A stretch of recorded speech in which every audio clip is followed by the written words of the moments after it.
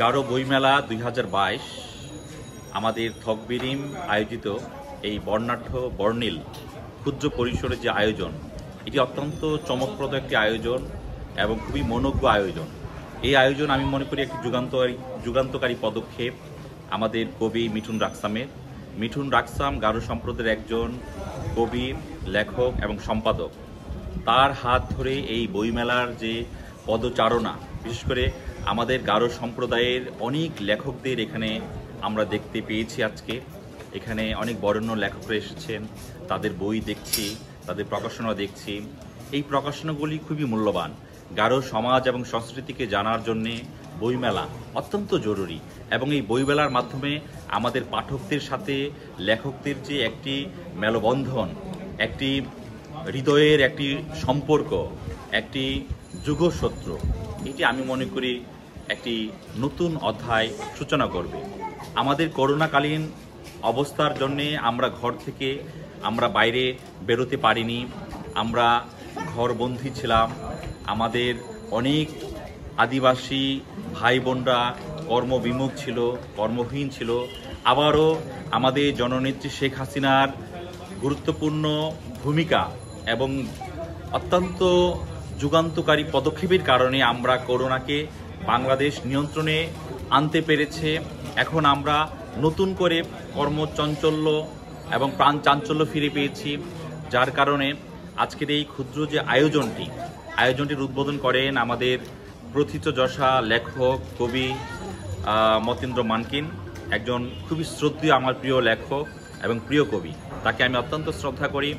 আজকের এই বইমেলার 15 দিনব্যাপী যে আয়োজন, এই আয়োজনটির জন্যে যারা নিরন্তরভাবে শ্রম দিয়েছে, বিশেষ করে মিঠুন রাকসামের যে একটি অভিনব এবং অত্যন্ত সৃজনশীল উদ্যোগ, এই উদ্যোগকে অবশ্যই আমি স্বাগত জানাই। এবং আজকে আমি মনে করি যে সকল লেখকরা এখানে সমবেত হয়েছে, যে সকল পাঠকরা এখানে এসেছে, আমাদের গারো সম্প্রদায়ের ভাই বোনেরা, তরুণীরা এখানে এসেছে, তাদের সাথে যে আমাদের এই যে একটা মেলবন্ধন, এই যে একটা পরিচিতির পর্ব, কিংবা তাদের সাথে যে আমাদের একটা শুভেচ্ছা বিনিময়, আমি মনে করি এটি আমাদের আগামী দিনে পথ চলা, নতুন লেখক তৈরি করার ক্ষেত্রে, পাঠক তৈরি করার ক্ষেত্রে অত্যন্ত গুরুত্বপূর্ণ ভূমিকা পালন করবে। আমি চাই এরকম উদ্যোগ সামনে আরও যদি নেওয়া হয়, তাহলে আমি মনে করি আমাদের এই গারো শুধু সম্প্রদায় নয়, সমস্ত অন্যান্য জাতি গোষ্ঠীর মানুষেরাও অনুপ্রাণিত হবে। এবং আরেকটি বিষয় আমি বলে রাখছি, আমার ক্ষুদ্র নৃগোষ্ঠী কালচারাল একাডেমি বিরিশিরিও আগামী নভেম্বরে বর্ণাঢ্য বর্ণিল আয়োজনের মধ্যে বইমেলা আমরা উদ্বোধন করব। এবং সেখানে শুধু গারো সম্প্রদায় নয়, আমাদের বৃহত্তর ময়মনসিংহে হাজং, কোচ, বানাই, ডালু, হদি, বর্মন এই সম্প্রদায়ের মানুষের একটি মিলন মেলা থাকবে। সেখানে অনেক লেখকরা সেখানে সমবেত হবে। লেখক পাঠকের একটা বর্ণিল মিলন মেলা এবং একটি সৌহার্দ্যপূর্ণ সম্প্রীতির যে একটা বন্ধন, সেটি আমরা নতুন করে উন্মোচন করতে চাই আমাদের বিশিষ্ট ক্ষুদ্র নৃগোষ্ঠী কালচারাল একাডেমিতে। তার জন্য আপনাদের আগাম শুভেচ্ছা জানাই। আমাদের বইমেলা আমরা নভেম্বরে সরকারি পৃষ্ঠপোষকতায় আমাদের সংস্কৃতি মন্ত্রণালয়ের একটি গুরুত্বপূর্ণ উদ্যোগে আমরা সেটি বইমেলার উদ্বোধন করব। সেখানে আপনাদের সবাইকে স্বাগত জানাই।